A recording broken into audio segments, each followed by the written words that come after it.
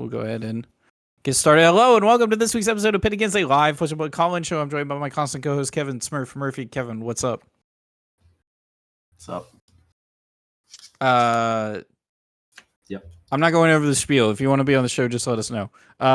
Okay. Starting off, actually, yeah. Was there any events this weekend? Like big events? Anything you did? There weren't any events that I went to. There was Battle Hardened something that I'm blanking on already. I don't remember either. I'm pretty sure. Melbourne, thank you. That one. Ah, yes. Okay. Thank you, Matt. Yeah, that was Anu that won that, if I recall correctly. I don't think there was anything too surprising or anything that like caught my eye from that event. A little tangentially related is Brian Gottlieb talked about in his pod Fresh and Buds. What's up, Gordon? He talked about that since Ice has been gone, Assassin Phil normally think of or I guess previously it was like Guardian was holding the format down. The control. Yeah. No mention of Guardian because Guardian is not. It's not real right now. Feels a little sad.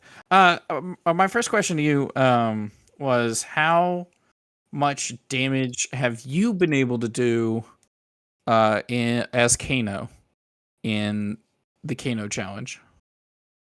So in Majin Bey's Kano challenge, I was basically working with Mara on it, and we were able to get to about 710,000.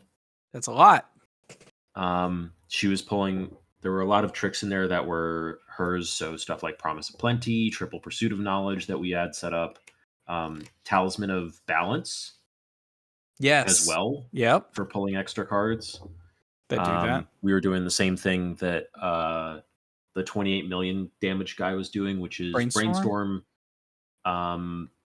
With, like, I think we had like 18 cards in hand at the time or 17 cards in hand. God dang. And then just play Blazing Aether a bunch with Remembrance and Blues. And I think we also cheated action points with Cash In because we played Cash In as an instant off the top of the deck. That's funny. Go again. So we would go +1 action point. So we were getting 12 Blazing Aethers, and there was some pretty easy optimizations we could have made to get it to 13 or 14. But there was some other stuff we would have needed to set up to get where he was at. That's insane. I think he got to 100 million. Yeah. After the video submission. Yeah. Matt said he was in the Discord call when he hit 20. I didn't know. Like, I learned about all of it 20 blazing mostly today. Yeah. Like I heard about, like, I think I saw the post yesterday and I heard about most of it today. So this is all like new to me. So yeah, this is crazy. It's interesting because this was like 2 days or like 3 days after like my first like full Giga Stack in a game where I Giga Stacked a control dash for 400 damage. Was that a real game or like in an armory? In an armory. Yeah. Real enough. It's not a practice game. No, I mean it's not a practice game, right? Yeah, you know what I mean. It's not. I wasn't just goldfishing it. Yeah. I actually had to stack it. That's pretty crazy. Do you have any 17 blazings on the 20? Do you remember your whole deck, or do you just remember part of it? I remembered like probably close to 18 cards. I think it was, but like it was fairly like I broke it up into chunks, so it's like the stack is blue, blue, blue.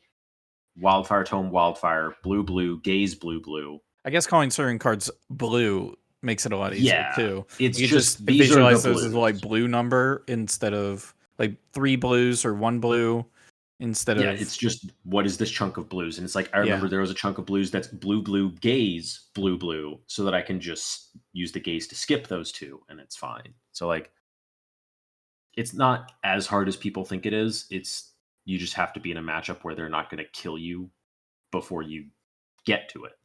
Yeah. So like Dash just presented lethal on the last turn, and I said, in response to whatever the first thing is you're going to do, I'm going to rip everything off my deck and flip a random extra card because I had more than enough resources, and I found a flare that went in the middle of it, and it was nifty.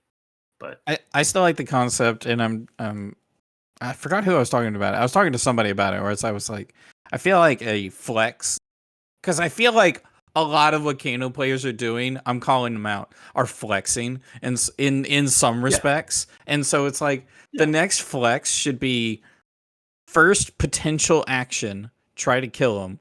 Doesn't matter what deck you're against. You mean like what happened in the semis of the Battle Hardened? But every match, every single game.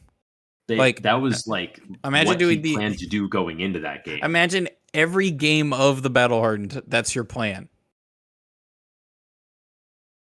I think it's hilarious. I don't know. Anyways, he was told going into that match of Kano v Prism to just flip it. First turn, flip it. This was Peter Bedensik's exact words, was just flip the. That should be every single game. I think we have a Majin said this is why I only get second. Because he doesn't. That's hilarious. Well, true. He doesn't flip it. Yeah. We have a caller if you want to go grab him. Sure, Beerby. All right. I want to give a shout out to Madagon. He followed us on Twitch, twitch.tv/thetablepit. SirSmurphington resubbed for 6 months at tier 1. I love you. And Gordon too. If you want to tune into this show, my face looks so funny. Twitch.tv/thetablepit. That's where we're streaming from. We can get your Discord link here. If you show up, we'll get you a Discord link if you would like to be on the show. But we have a caller here. Caller, what's your name? Where are you calling from? Hello, I'm Matagon. I'm calling from the UK, where it is right now 1:07 in the morning. Oh, frick. Well, we appreciate your commitment to staying up. It actually means a lot. What would you like to talk about on the show? Oh, well, I was.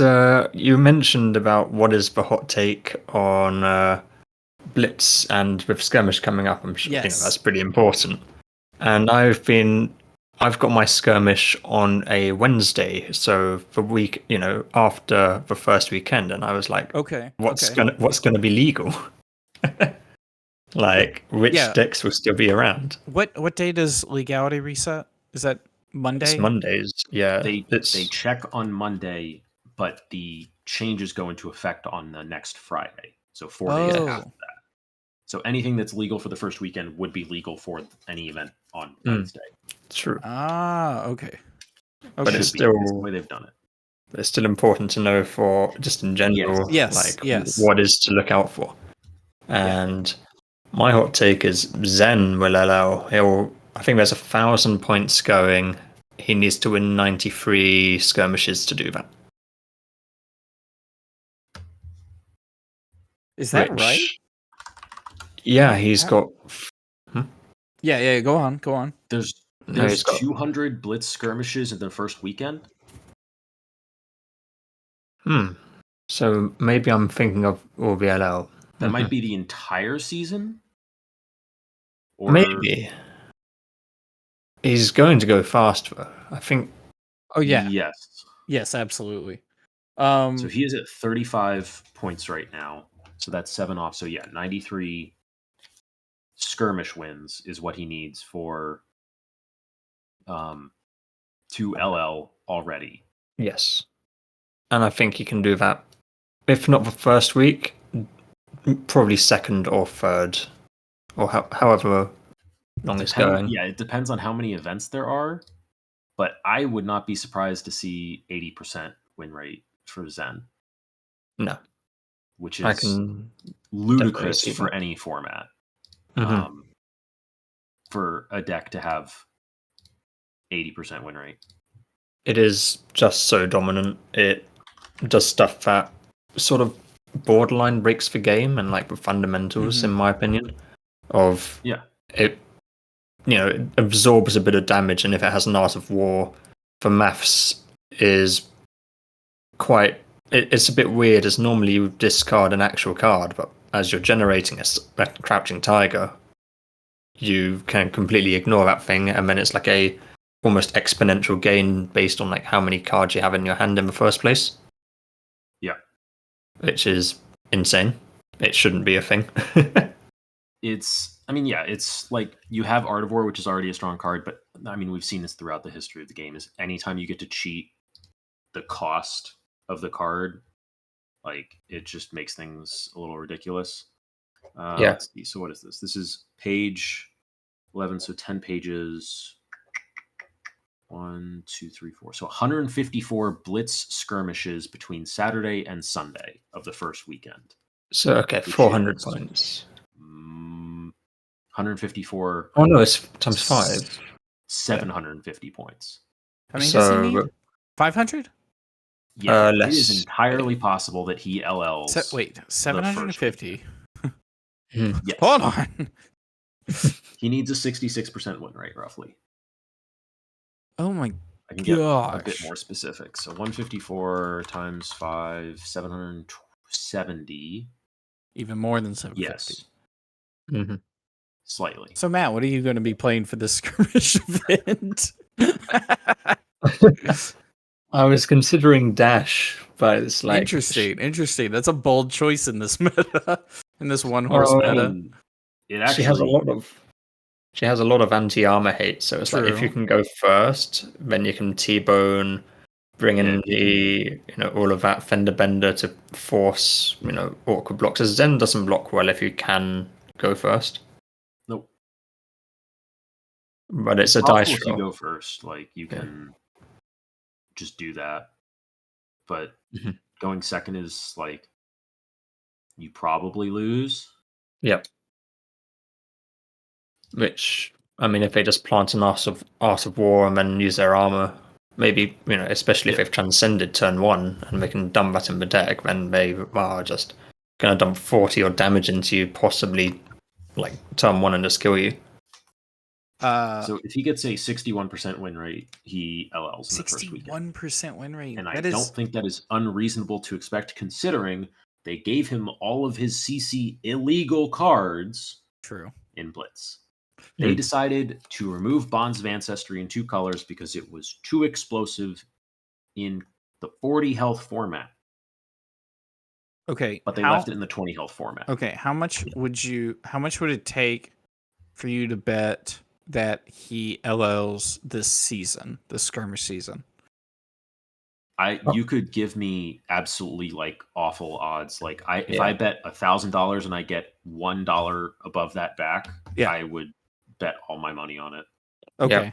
Okay. Unless there's an emergency ban or something. How about that aside? How about for in the first 2 weeks? I think he's guaranteed gone in the first 2 weeks. I would be amazed if he didn't go in 2 weeks. I would still probably take like 10 to 1 odds. Okay, what if you're bet $10, I get 11 back. What if it's week 1? What are your odds on week 1? Is it 61% to you? I'd probably say 75% personally. I would not be surprised, I guess, either way, because they are skirmishes. It's not necessarily like people try-harding to win it, but also like if you just have 2 people who are playing Zen in your like 1 hour drive radius and they're going to go win 5 skirmishes between them because it's easy and it's Cold Foil Channel Mount Heroic and Cold Foil Blaze. There are going to be people trying to spike these events. Okay. So here's actually the really interesting thing. All right. This actually is very coincidental and funny to me. All right. So it starts the weekend of August 24th, right? That is first week. That is the first week of the season. Yeah. And I don't have my Blitz skirmish until the first. So it's the second week. And I don't own a Zen deck if I really wanted a cold foil Blaze, do I start working on my Zen deck? I would, as a precaution, not, in case he does just blow up. Because the whole first week happens before I even get to mine, and I don't have any Zen cards other than Draft Chaff. Mm-hmm. He could probably win with that. Wait, hold on a minute. How much Outsiders Draft Chaff do you have? Because that's where those pieces are. Yeah, that's true. I have enough Outsiders. That's really funny. I would probably want 2-1 that, like, if I bet 10, I get like 20 back. Yeah. For him LLing the first week. Is it enough? Are the odds enough to dissuade? Let's say I really wanted to win this card. Are the odds enough that I really dissuade myself from building a Zen deck? Because I think he could be gone in the first week. So, I need to be practicing something else. If you have literally 0 cards, practice something else. Mm-hmm. If you have Ancestral Harmonies for whatever reason, then just build Zen and build whatever version you can, because everything else is cheap. Yeah. And at that point, we can put in the fact that I had to play a different deck week 2, even though he ends up being legal. I play a different deck because I decide not to take those chances. We'll just file under the best player on the best deck with the best luck. I'm gonna file a deck under luck, actually, so it's just the best player with the best luck. Yeah.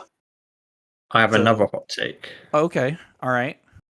I think if Blaze wasn't so hard to get, she would LL a lot faster than most other heroes. Like in the Blitz format right now, she is winning a lot. Is she? She's the one wizard. Like, True. She's the one actual wizard that's legal. Like, Emperor has wizard in his text. He's not the same as Kano and Icelander. The Kano and Icelander players are much more likely to pick up Blaze than Emperor, in my opinion. Makes sense. Blaze is strong enough. She's without fair. Zen in the format that she would do pretty well. She might have issues into Victor just because she might have trouble like just punching through. It's possible you get fatigued because you don't have Flare, you don't have Wildfire, you don't have Blazing. A lot of your multiplicative damage is suddenly gone, and makes some of your matchups much harder. If Blaze had Flare and Wildfire, I would still be playing her over Zen. Yeah. Wow. I mean, that's because I don't want I don't want to play Zen, and then I feel like I actually have the gas to deal with Zen. So where if he doesn't respect it, I win. Zen's fully playable right now. So I feel like people have a hard time complaining about... I feel like people should have a hard time complaining about the price of Blaze anyways, because there are ways to get your hands on it. This is not the only time heroes have been exclusive, and there's technically better decks right now. Who's the best deck when Zen leaves? Probably Dash. It depends if she's still legal. She could be the other 10%. Yeah, it's entirely possible. How high is Dash at? Frick. 429. Yeah, that's pretty high to pick up. Briar's also up there. Dory's doing all right. Interesting. There's a lot of like holdouts because it's Dory, Bravo, Reinar are 3, 4, 5. Which Reinar isn't too surprising. Skirmish season is always so neat because it feels like I've been watching them playing Flesh and Blood and been fully immersed in it for months and months and months, and then skirmish season comes around and it's like I've just accidentally opened the dimensional gateway and I am looking at an entirely other world. It's still Flesh and Blood, but all the heroes are so similar and different and doing weird things, and Dash is a premier aggro deck. I don't know. It's just it's skirmish season is really neat in a way that it gives you a breather between between seasons. I know Blitz is supposed to have its own legs as its own format, but I feel like LL is probably closer to being a like. I feel LL like is much better suited to be a competitive format, if that's where you're going. That's where I'm going. Yeah. It feels like it's got more leg under it. There's a lot more It feels- leg in LL. It feels good to play as well. I like the meta of it way more right than the CC meta has been for a little while. And I think Ice is the reason for that. It slows it down, but doesn't feel oppressive there. I actually have a hot take, which is Ice doesn't fix this meta. A better tier 1 aggro deck fixes this meta. If KO was on the top right now, it doesn't feel as bad. Or if the mirror for Zen felt good, it wouldn't feel as bad. I think that's the issue with aggro decks in this game, though. It sometimes just feels like who hits first, and then it's like 2 ships passing in the night. And I feel like another aggro deck could contribute to that and make it worse. I also end up defining most value decks as aggro decks because they're not affecting the game in a really weird way or affecting their opponent in some really weird way. So like in a way I would be calling you'd be calling Victor an aggro deck. I'd be calling Victor an aggro deck. I'd be calling Hatchet's Dory an aggro deck. Like it, I mean, we've been through this before, but like aggro mid-range control are not the best terms for Flesh and Blood. Like the decks that like you're talking about when they're like just really kind of uninteractive play experiences are like rushdown decks. Yes. Even Hatchet Dory has like more interesting choices of like when you actually like block stuff to try and like deny the third hatchet swing than anything basically that happens in Zen, it feels like. Yeah. Except I guess when you pop Kasaya for a Zen state token, like when you actually take advantage of that is like important, but that's like the only like choice kind of that you get, or like maybe like when you break needles or whatever, but 3 choices in an entire game of Flesh and Blood is not appealing. It's very, especially in CC. Yes. Now imagine that in Blitz. Where then it's one choice. You get like where you get no choices. 0 choices. It's do this or die. Yeah. So would you put KO closer to Dory or Zen on that scale? Way closer to Dory. Way closer to Dory? Way closer to Dory. There's actually a lot of like there's a fair number of choices in when you play against KO because of a lot of the draw discard mechanics where you can interact with their deck and their damage in a way that people are starting to try and do with Zen, but you can't do in the same way. Because Zen doesn't just go -1 card from deck when he does his thing, like especially like Katsu. He goes -1 card when he tutors because he has to discard a 0 cost. He goes -1 card from deck, not from hand. But Dash like, does the same thing. Dash but as like well. to the most extreme because you boost like 2 or 3 times in a turn if you're aggro. So KO, there was like stuff where you could interact with like their deck with their card quality in their deck, and you could get them to a game state where their card quality was so bad they just couldn't kill you anymore, and you would eventually grind them out, even if you weren't truly fatiguing them. But it ended up with interesting back and forths, and we've seen people like try and start fatiguing Zens with like Enigma and Dense Blue Mist and stuff like that. But it's like you don't get a real say in doing that. The Zen can do whatever they want. And a good Zen player, in my opinion, should get around that pretty much all the time because they just find one Anthem effect, they arsenal it, they wait for second one, they double Anthem, and they deal 20 to you. Yep. Then they do it again, they deal 20 to you, the game ends. Like, at that point, it kind of turns into like a combo deck where you're just assembling these pieces. Like that's how you beat fatigue in this game is combo. Yeah. Like that's like one of the best ways to beat fatigue is combo because of the way the game works with you drawing up every turn. There's one exception to that, and that's Tekla who just outgrinds a fatigue deck. He's the anti-fatigue. Call him combo. Sure. But like his value gets like he has the opposite thing from basically all other Flesh and Blood heroes in that his power goes up and not down. as the game Yes. goes on. And then he has does that huge spike when he flips Singularity. Yeah. Like he is playing the game differently, where he is not even like an aggro or combo deck. He's like a pure anti-fatigue deck. Which can just kill. He does. He can just kill. I play him a lot. And I went 5-0 at a Pro Quest with him. Managed to beat a couple of brutes while I was doing that. I didn't flip in most of my games. I just killed by the tanks. Three or four evos, and then send those tanks. those are gross.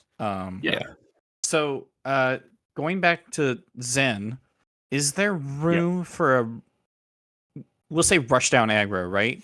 Full mono red burn,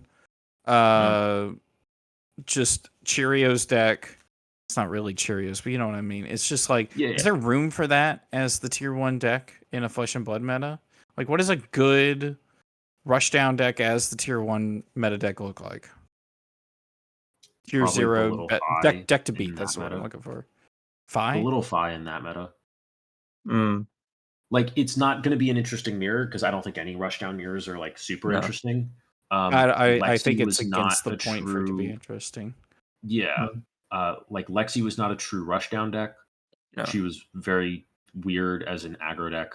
The little Fi is probably the closest, I would say, where in like the Fi Oldhim Icelander meta, that was actually like all 3 decks had game into each other. And it was a very interesting top 3 meta. And then like Dromai was on the outskirts, like trying to poke into all that. And that meta was kind of neat because it didn't even feel like, depending on the people you'd ask, it felt like different decks were the deck to beat. And also like regionally, like some regions it's just like, oh, we just have better Oldhims, so that's the deck to beat. In reality, all 3 of those were decks to beat. You had to be able to play into all 3, and if you didn't, then you weren't gonna you weren't gonna break in. Like, so Fi being the rushdown deck of those 3, where Icelander was kind of the zoning mid-range control, like not true control, but like a disruptive zoner type deck. She was very good at that, and she could deal with aggro. But then like she had weird matchup into Oldhim, where Oldhim is the heavy of the 3. And he's not really a grappler, but he was very much a heavy, which, to use all the fighting game terms that fit a bit better. So then like he might have issues against Fi because Fi can just kind of go around whatever he's doing and not care, and was okay playing the long game against Oldhim if the Fi knew what they were doing. But like that was a fine rushdown aggro deck, as some would say the deck to beat, but at least one of the decks to beat. Whereas Zen, it's like you have Assassin trying to hold him down. But that's it. And there isn't that like third leg that can really contest him, it feels like, in the same way. It's interesting, especially in Blitz. But my casual opinion, because I'm not a professional, I'm not a lawyer, do not take this as medical advice. Please play Zen at your Blitz skirmishes. With that being said, LL him. Please. They decided not to ban bonds in Blitz. We're going to say that Zen's banned, and we're going to do it for them. I think that's fine. As I'm going to keep repeating, this is going to become one of my mantras that I stole from a coworker. Best way to get rid of a deck you don't like, play it. Make it LL. LL it. I love that. It's kind of funny. Which is double funny because Matt, you're not going to do that, right? No, I don't have the cards. All right. Well, thank you so much for the call. Is there anything you want to shout out? Like our Patreon? Oh, I don't know where your Patreon is, but I shout it out. Yeah. I really appreciate you shouting out patreon.com/thetablepit. which Woo. helped pay Gordon's salary. And what does it give people? You need to sell it yourself as well. What does it give people? What does it give people? Well, well, we definitely have a tier that is just for people who want to say they support us, which is always very much appreciated. But the big thing that people get by being members of the Table Pit Patreon, thank you so much for asking the question, is semi-regular polls to decide on what videos we're doing next. Because we do a lot of UPF gameplays, and people are basically deciding what format we get to play. And we've been doing these project videos where I'm building stuff, and typically the projects do end up being decided by whoever votes in those things. Deck lists for the videos we use in the UPF videos, should they come up. And your name shows up at the end of the videos, like this video. And card backs on Talishar. That one's the one I always forget. Card backs on Talishar. Kevin's got those, right? They say the Table Pit? Yeah. Heck yeah. I forgot if you actually use those or not, so I was trying to use that as a moment to call you out. Yeah. But Mara gets mad that I don't use hers. Wow. Oh. You're in the Table Pit. I am. You know what? Mara should just join the Table Pit, and then she can use the Table Pit sleeves too if she's jealous. That would require her to show up and watch anything. Oh, thank you so much for the call. We'll catch you next time. Thanks for having me. Get some sleep. God dang. Yeah, 1:30 now. All right. Thanks, guys. Good night. See ya. All right. Frick. I had a segue into the next thing that I was going to talk about, but you're just going to do this now. I don't remember it. Yeah. Frick, what actually was it? What event are you playing locally at your skirmish? Or you have multiple LGSs you go to, so. Yeah. So I am looking at those right now. I have one. Oh, this is sorted by date. Let's sort this by distance if we could. Thank you. 1 Blitz, 2 Blitz, 1 LL. 2 Blitz, 1 LL. Yeah. I have a Blitz and an LL, and I'm still on the fence on if I'm going to the LL one, but I have a deck built for the LL one. I don't have a deck built for the Blitz one, so. I think you're going to have a bad time at the LL one. I'm not bringing Fatigue Oldham. I'm going to bring the one that made top 8. Okay, you're going to bring that makes sense. Like the tempo semi-aggro Oldham deck. Yeah.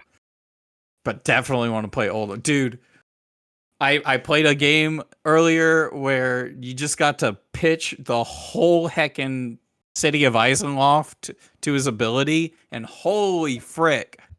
That feels good, don't it? Oh, it's so good. They had no cards in hand, so it wasn't great. But I had almost no cards. That was a 1-card 2. Yeah, baby. it was bad. I need to practice some more. Make sure I don't put myself in that situation. So, Runeblade sucks. Yeah, Runeblade's in a rough spot. Yeah, and you know who knows that better than anyone? Runeblade players. True. They won't shut up about it. That is kind of true, right? You want to know who complains about Runeblade the most? It's Runeblade players. It's Runeblade players, yes, of course. Well, that's how it felt for hilarious. It is hilarious, but that's how it felt for Brute players for the longest time. Yeah. And Azalea players before them. Everyone will get their time. You remember that? Listen, everybody, there was a time where Runeblade was the kings of all the formats. There was like 2 years. There was a period of time where just the meta was defined by Runeblade. 2 whole years. Yeah. And so it was Runeblade was like synonymous for the format. There was a quote that James White said where he was like, well, Runeblades play a big role in the lore of the game, and in that sense, Monarch and Arya. Yeah, and in a sense, they play a big role in the in the Yeah. gameplay of the game, and that's cute. But they've had their time, and That's nice. that's how nice of them. They've had their time. They're in hibernation. We're moving on to other things. We got to see what Brute looks like. Didn't know that was a class. We got to see what Ranger looks like. Like, holy frick. There was a time where it was Azalea was the butt end of the joke for Flesh and Blood. Everything. And Lexi was like the deck that only Yuki could get to work. And then they had their whole entire meta. And then Brute got to have one too. Or at least KO. Levi is pretty good now. Levi is still a totally solid deck. There's a copy of it in top 8 of the PT. Yes. So using like a very KO-esque build too. Like, so I think we've gone through all the decks being at least in tier 1 for a second, right? Like, is there, I say decks, I mean classes. Is there a class that hasn't been in tier 1? Like, Mech has not solidly been in tier 1. It's basically perennially been tier 1.5 or like tier 2. Like, it's the one that everyone brings up outside. And then nothing happens. It is the most fine numbers deck out there. It has a nice toolbox, but like all the heroes are like missing just like one piece to kind of make them better. I was worried the audio in my mic would be awful because we're having a hurricane right now, but oh great, I'll have that in about 2 hours. Gordon's having doing construction back there. Yeah, he's working on something out there. I think he's moving somebody out of their apartment. But so I think what's happened is, you know, and this is kind of something James White has brought up before, where it's like there's going to be a cycle of heroes coming or classes coming in and out of the format, right? Everyone complained about Guardian. Where's your Guardians now? They all look like aggro decks to me. And so, you know, we're going through this cycle. Guardian Mastery is coming up soon. Let's freaking go. But that's going to be interesting. Runeblade, we've gone full circle. The scariest deck that everyone thought was going to be permanently a part of the meta forever is just dead. Is the dog deck.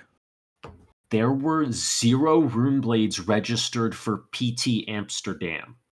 0. How many players? 400. But these are the best players in the world, right? I mean, they're going to obviously pick the best decks like new. And what does that say about Runeblade? Oh, frick. Well, I was kind of letting you lead into the fact that, you know, Azuri won, which wasn't, you know, a big staple deck. So obviously some people are going to bring their own pet decks anyways. And then even still, 0 Runeblades. Runeblades is in a bit of a rough spot. And I think it has to do. What is community sentiment? What? Well, I've been on Twitter. You've been on Twitter. What is the problem with Runeblade as it's known on the internet? I mean, it's just like, what isn't the problem? Like, they're worse numbers as an aggro deck than Zen. They don't have the disruption of Assassin, even though like the builds actually line up somewhat similarly, where it's like you have a mix of attacks and non-attacks for Runeblade, and it's like attacks and reacts for Assassin. Or like Azuri like has to have stealth and swaps for her stuff. So there's like interesting like there's like similar builds there, but then there's no disruption on the Runeblade side, which means they just kind of can't keep up. And we saw some Runeblades actually do fairly well at PTLA. There were a couple. I think there was one at 3. There was a Viscerai at 3-1 and one at 4-0. Yeah, the Viscerai was actually impressive, but I am going to say it's even worse than that because most of the reactions block 3, most of the non-attacks block 2, most of, especially so like with some of those reactions work with their weapon, which means they're still functional cards. Siren's Call still works on a dagger, which is insane. And also, like the non-attack actions, if you draw 4 non-attack actions, what are you doing? Making an embodiment of lightning? Like, and you can't block with them? You can make some rune chants? That's a terrible use of cards. they're just Like not. the deck is less consistent of an aggro deck. It has no disruption on that axis. It's not a good defensive deck if you try and go OTK, because everything right now can just kill you, because everything has to be aggro enough to beat Zen, which means you can't be defensive enough to play OTK for Viserai. Vincent has her own issues for consistency, where she has another layer of like hoops to jump through, even though she is very powerful. And Zen's had issues with her. KO had issues with Vincent in the last meta. Yeah. The problem is she wasn't consistent enough to take to a big event, which is why you didn't see players taking her. Although I think Yuanji, I think, was saying he considered bringing Vincent for LA, and everyone's like, that thought popped into your head and you dismissed it real quick, I think. You put it on Twitter and then you moved on. Yeah, which is about the same thing. Yeah. They just don't do anything else as well as any other deck at the moment. And then all the top decks can run Warmongers very safely. Oh, and they do that. Oh my for god, Azalea. Warmongers. I forgot. Yeah, we didn't even get to Holy Warmongers frick. yet. They just have a whole card in generic that is a very solid blue block 3 if it needs to be, that just hoses. It's 0 cost, and it just hoses the entire class. Imagine if Warmongers cost 3. How much more balanced that card would be. That would be still in my Bravo deck. Oh, yeah. Oh, it'd be actually way better in Yeah, Guardian. it would actually be like super awesome in Guardian. That's hilarious. It would be like a staple. Yeah. Oh, for sure. But like, it's like all of that, and we still haven't talked about Warmongers, which like people are like cutting because Azalea isn't doing well enough to warrant it, or they have a good enough matchup into Azalea. But like all the ninjas run Warmongers. Well, we were just talking about how Phi was a rushdown deck, and as an aggro deck, you do need to like match it in numbers in order to show up. Did it feel that way when it was how were Runeblades up against KO, and KO was the dominant deck, and it was a numbers based deck, but it was more of like a turn over turn value. You're blocking some, you're playing some cards for value. How did Runeblades feel into that? You were probably unfavored into KO. Yeah. KO has a very good fridge. Obviously, he has Sash now, which just probably makes that matchup unwinnable because he just flesh bags your big turn. Yep. And then the game ends. Fleshbag is also rough for Viserai in particular because he has his big pop-off turn, and then he tries to have a big pop-off turn, and Fleshbag is going to get 5 or 6 value or 7 value once you include the 2 block. Actually, very similar to Ice Shield when Oldham was playing versus Briar. Just to stop Rosetta. Yeah. Yeah. Which speaking of that, Briar was strong enough at the time that she could deal with that. She could get around that. It was still not a great matchup for her, but she had tools. One of the biggest upsides about Runeblade is its evasion as an aggro deck. Damage. It's got split damage, which is so hard to deal with. Like Rosetta, which is like the marquee card that people think about, is 2 damage, which is awkward. You don't want to really block 2 damage. But it's 2 and 2. And 2 arcane damage. And that's also really awkward to block because you don't want to pitch 2/3 of a card. You're bringing AB1 against Briar usually, unless you're a dedicated fatigue deck, in which case you're going to bring 2. But you're trying to AB something else on that turn, or Crown of Seeds.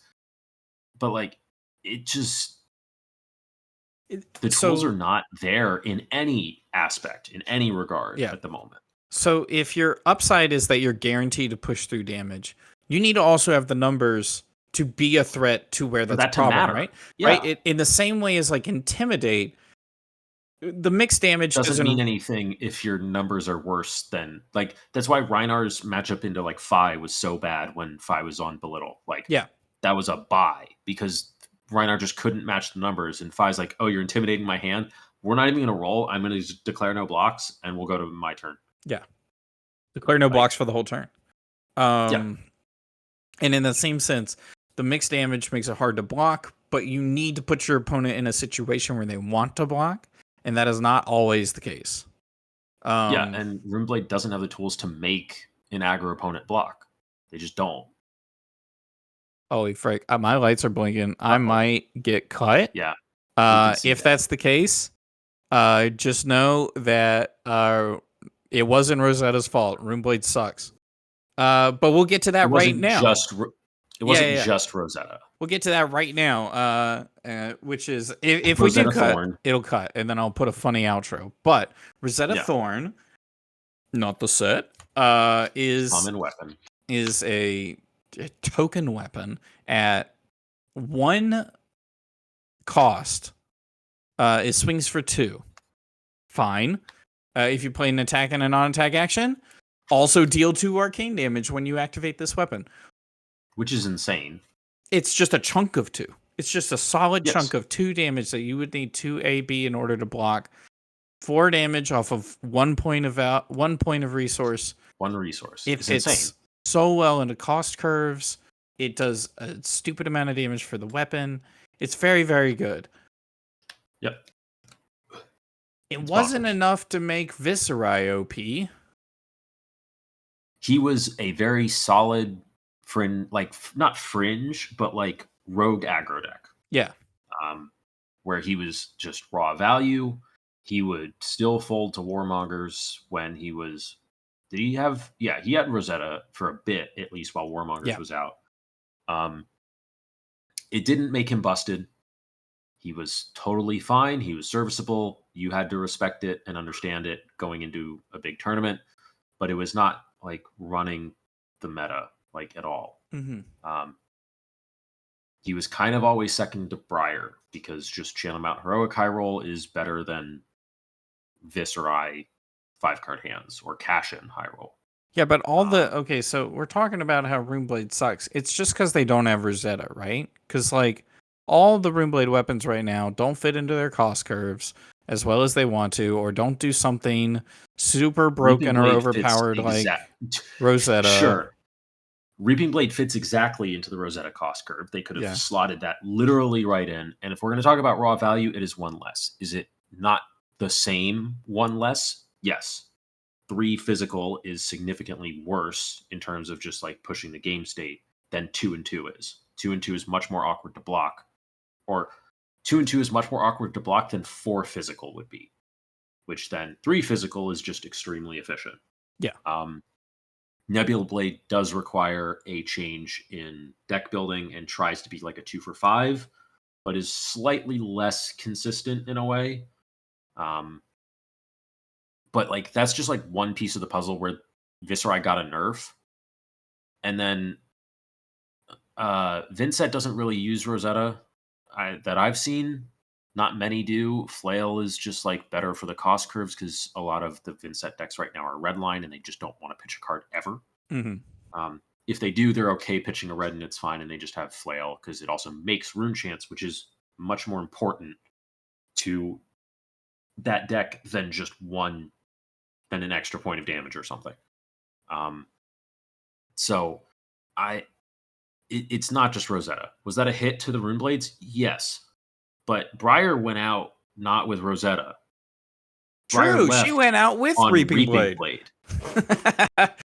In a not aggro version. Thank you. There was a Rosetta Thorn aggro version in top 8 as well. Oh, yeah. In that same top 8, there was a standard Briar Rosetta Thorn build. Interesting. There was both. I mean, it's like Reaping Blade was not the thing. You didn't present Reaping Blade and lose the game. Like that wasn't what was keeping Rune Blade down. Like or picking, and Rosetta wasn't then what was picking Rune Blade up. It was good. It was absolutely good, but like Briar was just busted. Like Briar and Crown of Seeds. So go ahead. Reaping Blade couldn't keep Crown of Seeds down, I guess. Yeah. So Rosetta is obviously, I feel like we're getting a new weapon for both the heroes. We might even get a new weapon. So given that we have seen the 2 lightning weapons, and both of them say lightning on them, so Lightning Runeblade and Lightning Wizard, they can't be used by the Earth heroes. Yes. So we have to be getting weapons for them. It could be generic Runeblade, but I feel like that's very unlikely. It's probably going to be an Earth Runeblade. They're not going to make the same mistake that they made with Rosetta when they didn't make it elemental. Yes, I think so too. Because So I think Viserai would have just looked like a different deck if he didn't have Rosetta Thorn. yes. Would he have been weaker? Absolutely. But he would have been different. So I think that so where was the point I was going with there? It was that with this next set, even though they're going into a different direction with Earth and Lightning Runeblade specifically, if we're to talk about I'm thinking about Runeblade in the Viserai, right? Like Sure. Vanilla Runeblade. Vanilla Runeblade, because the Lightning's going to get a tweak, the Earth is going to get a tweak, the Shadow doing their own thing right now, not even really concerned about having a weapon. Nope. Have we seen weapon's not her problem? Have we seen Vincent with a sword? Does she hold a sword? Is that in the art? I don't know. A blade? We haven't seen her with a weapon that would be other than flail. Is she holding a weapon in her art? Anyways, with Viserai, base Runeblade, or if they were to print another base Runeblade or something like that, like generic Runeblade, when it comes to them, there's actually a lot of interesting directions the class could go, because they actually could go towards this, more aggro style of just turn over turn value. There's like this OTK where you just build up a ton of rune chants or other resources and you dump them on people. And there's actually a surprising number of cards that just say discard a card on them in Runeblade. There's like 4 or 5. And like on hit discards? Yeah. And so like there could be a whole, like, they could make a tempo Runeblade deck if a few more of the right support cards came in. And I guess what I'm trying to get at is, like, there's a lot of direction Runeblade could get, and I'm not saying they don't have the cards for it, and LSS needs to print the cards for it, but it's like, it's not doing any of them particularly strong enough to impact the meta right now. And I mean, none of this is held back by Rosetta. None of this is held back by their weapon. No. Like, it is a point. It has affected them. It is not. Yeah.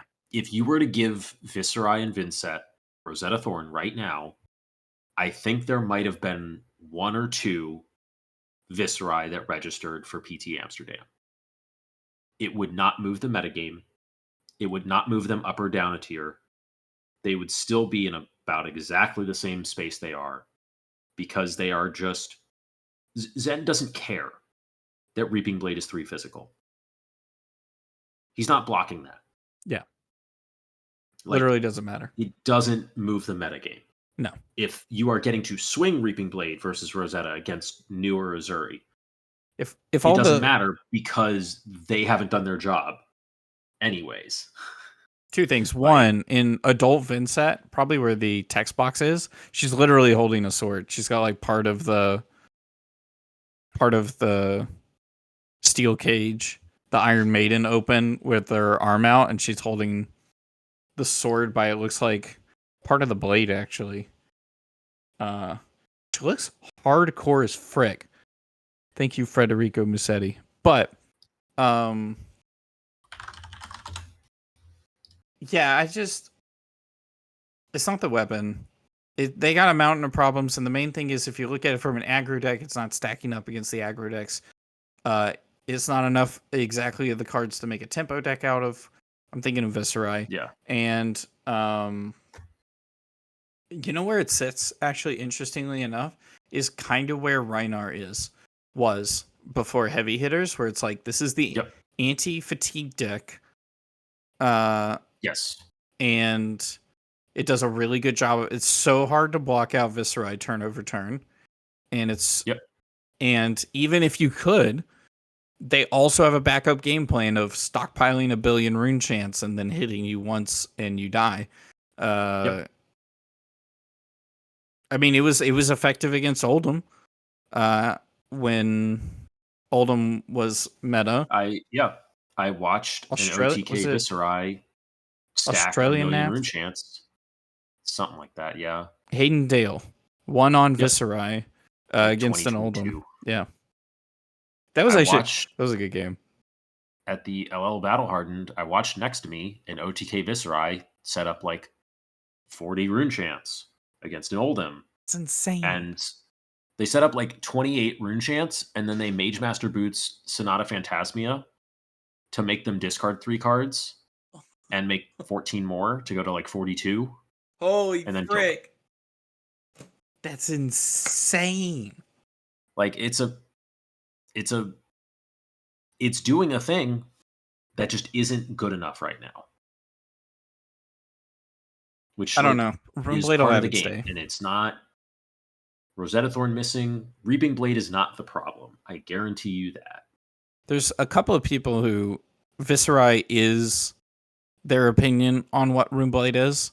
And I feel like with this next set, that very select group of people will not be positively moved by the set, where they're going to be like, my edgelord didn't get the cards he needed.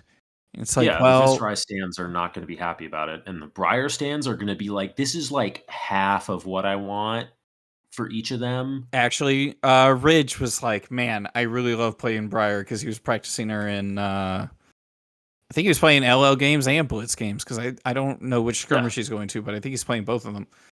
Been practicing both of them. He's practicing Briar, and he's like, man, Briar just feels so good. I hope Florian gives me more than half the feeling that she gives, which I don't think that's going to happen. I don't think so. I will say it is interesting that the direction they're going in, just like with Vincent, seems to be kind of rune chant focused, at least a little bit. Like there's some rune chant synergy in there, which I was always nervous that they weren't going to. I thought they were going to bring them back after we saw Chain and Briar, and I was like, oh, they just don't. Rune chants just aren't a rune blade anything anymore. It's just a Viserai thing. They picked different auras for Chain and True. Briar. There still was auras. This is so interesting. What an interesting class, because they've always had good equipment. They've had good weapons. Traditionally, non-attack Blade actions is still a good weapon. Auras.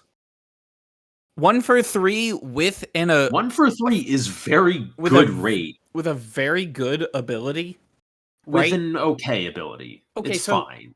You don't really care about it. You care that it is an efficient 1 for 3. That's like 1 for 3 is solid. That's just good. That's good weapon rate. It's good. Like, it's not Rosetta Thorn, but Rosetta Thorn was stupid. Like another Rosetta Thorn Rosetta Thorn is better than Duskblade, okay? And Duskblade is banned. And we're just going to go 1 point lower. I'd have to agree. This meta is weird, where Duskblade would actively be bad in this meta. Because your Zen games are too fast, and you're going to get reset so many times against assassins. Unban Duskblade? You could, and I don't think it would move Runeblade. Min-Max Games? Sponsor? Not a sponsor. Just guys we love that should sponsor us. Just cool people. Not a sponsor, just cool people. Like, Duskblade would be actively bad. Duskblade is not played in LL. That's how good Rosetta Thorn is. What, does Chain play Rosetta? Yeah. Does Viserai play Rosetta? Or whatever weapon the OTK uses, Scepter of Pain. Scepter, that's what they use, Scepter. Yes, of course. That's actually a pretty dang good weapon. It's like Scepter Shield. That's how busted Rosetta Thorn is, okay? Yeah. They have banned Duskblade, and Duskblade isn't touched in LL. And Duskblade wouldn't move Runeblade in this meta. There is one matchup where it would help. So crazy. And it's Enigma. And I don't think you need help in Enigma. I think Rosetta still just does that just fine. Because the 2 damage is completely different from the 2 Rosetta damage. might be better into Enigma because the 2 package of Arcane. Yeah. Correct. Like, swing the weapon, pop 2 separate auras. Like, forcing, if they're not on AB2, you clear ward every turn no matter what. Like, That's so Rosetta crazy. might just be better into everything in this meta.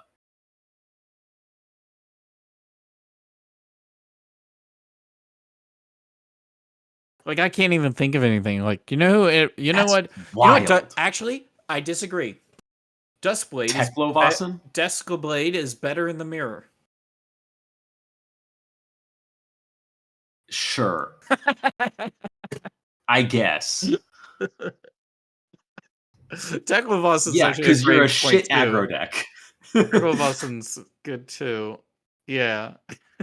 Yeah, into bad aggro decks. I don't know, maybe Rhinar? Sure, because you're not blocking a ton anyways. These aren't the decks you're concerned about. Like, These this aren't the is decks you're this is how fighting. far down you have to go for Duskblade to be good, because Rosetta's that fucking good. And even still, where would the deck be with Rosetta? Still pretty trash. It's just not. You would see less than 10 combined Viserai and Vincent out of 400 people. It's not. I feel like And I'm pretty sure it would be 5 total. I think you're bringing Vincent over Viserai. Almost. You know what really sucks for Runeblades, though? What sucks for Runeblades? 12 Petal Kasaya. Make a Zen state. Prevent all ones. When Zinsei was announced, like, the very first time, I wasn't there. But, like, it was insane. People were like, this card... This card... Gonna kill Runeblade. They were like, this card is not okay. They were like, if this becomes some kind of, like, staple aura, this is not healthy. And it didn't. You mean like it's stapled onto a chess piece? It didn't become a stable aura until, like, literally like a month or two ago. Yeah, this set's got a reason for it. But even still, it's like you have to sacrifice the equipment for it. Is that right? Yeah. So you get out of 2 block and an extra resource every turn. It doesn't always. It's what do you mean you're losing the 2 block? Oh yeah, wait, never mind. I'm not a Zen player. It's an instant to activate. Yeah, it's just you're gonna block with it. It's gonna be on the chain, and then resolution after damage is done, you're gonna activate it. Hot take that we're not gonna get onto is Zen's ability should be an action. Oh, that one's good. I like that one. That's interesting. Zen's ability or the Kasaya ability? The Chi ability where you have to pitch to it. They're both Chi abilities that you have to pitch to. Zen's tutor or Zen's Kasaya tutor. make a Zen state? Okay. Zen's tutor. Yeah. I forgot where the chess piece was, so I was like, I don't remember what we're talking about. Yeah, it's also pitch a Chi. Yeah, I did forget that, wasn't it? No, Zen's actual ability, hero ability. So that doesn't change a ton, but it's a nice quality of life little nerf. Where Stonewall Gauntlet is much more face up in the way you use it, and the way you block is much more face up. His Prism matchup gets worse because he always has to Zen at the start of his turn. That's actually a big nerf, isn't it? Oh, I wait, really that's actually a big nerf. Now, because it's also an errata, which I am morally against erratas. I hate erratas. But like, you can't start with Blue Descendant and play a Transcend on it and get bonds. Yeah. That's a very big nerf. Big nerf. It's a big nerf. I like it. Like, it doesn't stop his biggest turns of like Harmony, Transcend, Go, but it makes his lines actually much more awkward. Yeah. That's interesting. And I feel like you could maybe have more bonds in if you did that. But again, I hate erratas almost more than I hate Briar without an errata. Almost. Hey, yeah. Can we talk about how they have the only errata in the history of the game is Runeblades. As James White intended. Interesting. COVID hit flesh. Interesting. COVID hit Flesh and Blood, and the worst thing it could do is errata 1 card, a token. Feels good. Oh, Interesting that Runeblades have like Skeleton banned, Briar LL. They've been known Chain for LL. very powerful things in the past. The only errata in the history of the game is Briar's Hero Text. Yeah. Ball Lightning is banned. Plunder Run is banned. Ball Lightning's not a Runeblade card, Belittle silly. is banned. Belittle is a generic. I know exactly. So is Plunder Run. I know exactly what you mean. Yeah. But okay, so like there is also yeah. a point someone has brought up. Wow. A point someone brought up is, well, we've talked about how Runeblade has a lot of hoops they got to jump through in order to play the game. Non-attack actions, attack actions. Sure. It's kind of rough. It's a synergy-based aggro deck most of the time. It's a synergy-based aggro deck where the synergy is not very consistent, right? Like it's very with the KO deck, you could just run all 6 attacks. You could just do that. They did that in the armor. It'll be a reasonable aggro deck. You can't just run all non-attacks in the Runeblade. You have to have this weird mixture that can fumble hands. Okay, so there are hurdles to go over. The KO example isn't great because it's self-fulfilling, where the 6s care about 6s. Well, I mean, there's not really a way you can spin Runeblade to where, well, what if they did this and it would be like that? But the idea is changing their class identity. The idea is it is a aggro synergy deck in the same way that KO is. That just fumbles more than they do because they don't have that inherent self synergy in their cards. Yes, it is higher variance because the two pieces are distinct. So there's no overlap. To make Runeblade good in the past, we've also talked about needed these high powered broken cards: Skeleton, Ball Lightning, Plunder Run, Rosetta, Briar, Chain. Just hero texts alone. Just the hero texts were insane. The hero texts had Go Again printed on them, which it turns out is really fucking good, to the point that Briar ran like 4 Runeblade cards and entirely generics otherwise. Yep. So, my point is, if it takes literally some of the most busted things of Flesh and Blood to push this deck up to tier 1-0, what does it take to push it to tier 1? Now, without doing that? Like, I mean, do we just give them a bunch of, like, Codex level power cards? I mean, they have a few. Swarming Gloomveil's really good. But Swarming Gloomveil is not Codex, but it is in Codex, I understand. Yes. So, I mean, they honestly would need a Codex, like a Codex. They just need a non-attack that fetches an attack. They need decks and they need cards in their deck. They need more quality cards in their deck. Yeah, like their card quality has actually like not gone up, while everyone else's kind of has since Outsiders, where it's like you have Codex, you have Traverse, you have all the Transcends, you have Mirror Guy, you have Prism got a new weapon, which is a significant step up, and Vincent hasn't gotten any tools that really push her in that direction. Like a new weapon would be nice, but they just don't have any cards. Like Mordred Tide tries to be a 0 for 4 or 5. Mordred Tide could be so broken. Yeah. Revel is a 0 for 5 in Viscerai. That's pretty good. Yeah, it's really good. But it's also kind of dependent on finding the pieces for it. Too many Viscerai also enough payoff. They don't have the payoff that. Would you rather the class? Like, yeah, go ahead.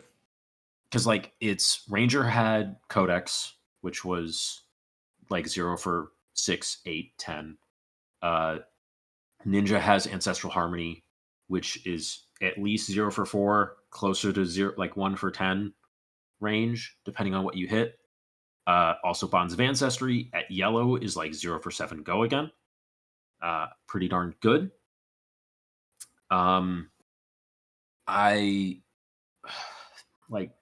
I guess my question is, for a deck to function properly, there needs to be a series of inputs and outputs. Sure. And so would you rather that there be less hoops to jump through in the inputs or better payoff in the outputs? In I think Runeblade. In Runeblade specifically. Like when I play a deck, I want there to be 0 hoops. I want to play all the cards out of my hand immediately. That's what makes me feel good. Some people like jumping through hoops, but they should be rewarded for that at least a little bit. Should Runeblade just have more rewards or less hoops? I think Runeblade as a class is in the right spot for the number of hoops that it wants, although Vincent does have more hoops than the other Runeblades and maybe a touch too much. Mm-hmm. I think Viserai and Briar were in a good spot in terms of the hoops they needed to jump through for the power they wanted. Chain obviously was too much. Drawing 6 cards on a turn is stupid. That was insane. That's not. There's no. And then you don't actually have hoops to jump through in Chain because you just play them all out. Cards, yeah. You draw and them. You have Go Again printed on your hero text. Yep. So that doesn't count. I think I want their payoffs to come up a little bit, and I want the meta to come down a little bit. So I think it's interesting going into the next set. Florian, it's not a huge hoop, and there is a payoff to it, but technically we don't know. On the hero text? Yes, so we don't know how big of a hoop that is. True. But we don't know how easy or difficult it is. In any size, whether it's like an easy hoop to clear or something you'd have to crawl through, there is an extra hoop. It is not it's play a non-attack and an attack. Yeah. We know that this can be done by just attacking. Yeah. It's interesting. It's actually like not removing the biggest hoop. I don't know. It's like it is a simplified hoop from what Runeblades have had in the past. Aurora is similar, where the hoop is actually fairly straightforward. It's play a lightning card, and then it curves extremely well with the weapon, where the condition for which to have Go Again is also play a lightning card. So they've kind of streamlined these 2 Runeblades, I think, a fair bit, where the hoop is something more akin to Viserai, where it's just play a non-attack. I feel like, and this is a bit speculation, but I think it's just fully based off what we know so far, I feel like the payoff is going to be in the non-attack actions with this next set, where it's like, you can play your whole game playing out without non-attack actions. But the power cards are the non-attack actions. Yeah. I mean, think that would be Germinate. Germinate's insane. Yes. Yeah. Exactly. Germinate's insane. We know that Verdant Suspect is also insane. That's a 1-for-6 Go Again 3-block blue when it's on. What's the new Majestic in the Terra deck? There's a Majestic? The only Majestic in the Terra deck. The Earth card that everything gets +1 over. Yeah. There's one Majestic in the Terra deck. First Strike Terra. Which one is it? Thrive? That's a non-attack action with a lot of potential. Oh, that is a Majestic. Yeah, it's the only. It's the only Majestic in both decks.